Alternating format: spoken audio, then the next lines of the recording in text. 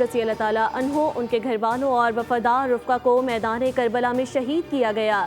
یزید ملعون کی فوج نے وہ سانحہ برپا کیا جس کا ماتم اہل ایمان آج پورے غم کے ساتھ منا رہے ہیں۔ شہدائے کربلا کی یاد میں جلوسوں کا انعقاد، جگہ جگہ سبیلیں لگائی گئی، لنگر بھی تقسیم کیے جا رہے ہیں۔ سیکیورٹی کے بھی فل پروف انتظامات کیے گئے۔ حساس علاقوں میں موبائل فون سروس بھی معطل۔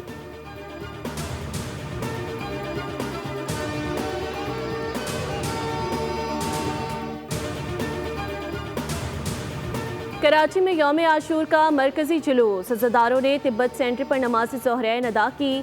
جلوس روایتی راستوں سے ہوتا ہوا حسینیہ ایرانیہ امام بارگاہ کھارا در پر اختتام پذیر ہوگا۔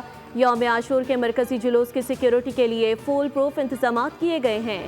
کمانڈ اینڈ کنٹرول روم میں کیمروں کی مدد سے جلوس کی نگرانی کی جا رہی ہے۔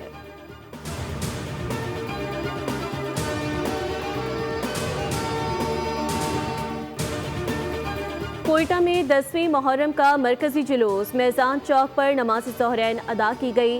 علماء کرام نے خطاب میں واقعہ کربلا پر روشنی ڈالی، کہا آج کا دن ہمیں ظلم اور ناانصافی کے خلاف ڈٹ جانے کا درس دیتا ہے۔ وزیر اعلیٰ بلوچستان سرفراز بگٹی کا پیغام، کہتے ہیں عاشور ہمیں قربانی، صبر، حق گوئی اور مظلوم کا ساتھ دینے کا درس دیتا ہے۔ حضرت امام حسین رضی اللہ تعالیٰ عنہ اور ان کے رفقا نے ظلم کے سامنے ڈٹ کر باطل کو بے نقاب کیا۔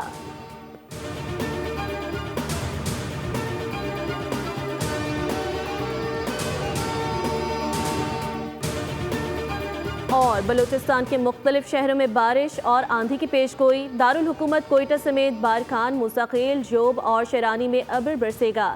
لورالائی، کوہلو اور ڈیرہ بگٹی، بولان میں بھی برسات کی پیش گوئی۔ محکمہ موسمیات کی شہریوں کو محتاط رہنے اور حفاظتی تدابیر پر عمل درآمد کرنے کا مشورہ۔